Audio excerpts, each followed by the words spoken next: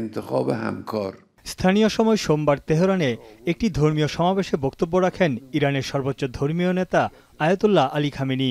বলেন, ভারত, মিয়ানমার ও ফিলিস্তিনের গাজায় মুসলিম সম্প্রদায়ের মানুষ খুব দুঃখ দুর্দশার মধ্যে আছেন।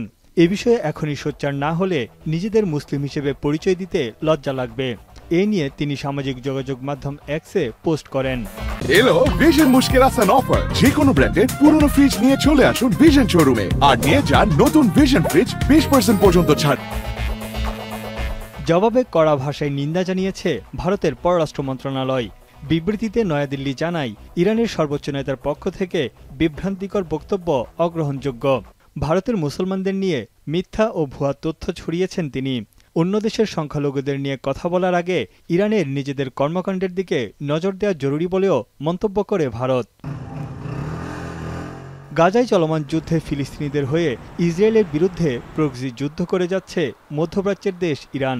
ইসরায়েলের সঙ্গে বৈরী সম্পর্কের মধ্যে তেহরানের এমন মন্তব্য অস্বস্তিতে ফেলেছে নয়াদিল্লিকে।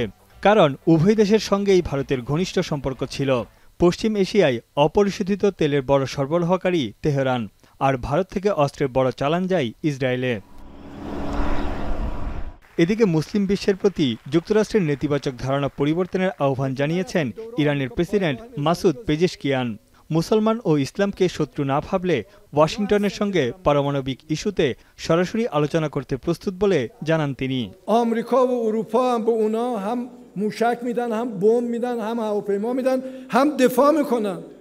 خب اگه اینا نسبت به اسرائیل و امنیتش نگرانن। দেশটির ক্ষমতায় আসার পর প্রথমবার সংবাদ সম্মেলনে ইরানের বিভিন্ন পরিকল্পনার কথা তুলে ধরেন প্রেসিডেন্ট পেজেশকিয়ান। এই সময় তিনি বলেন, আঞ্চলিক নিরাপত্তা রক্ষায় তেহরান কখনোই ক্ষেপণাস্ত্র কর্মসূচি বন্ধ করবে না, এমনকি আন্তর্জাতিক চাপের কাছেও মাথা নত করবে না ইরান। তানভীর জানি, এখন বিশ্ব।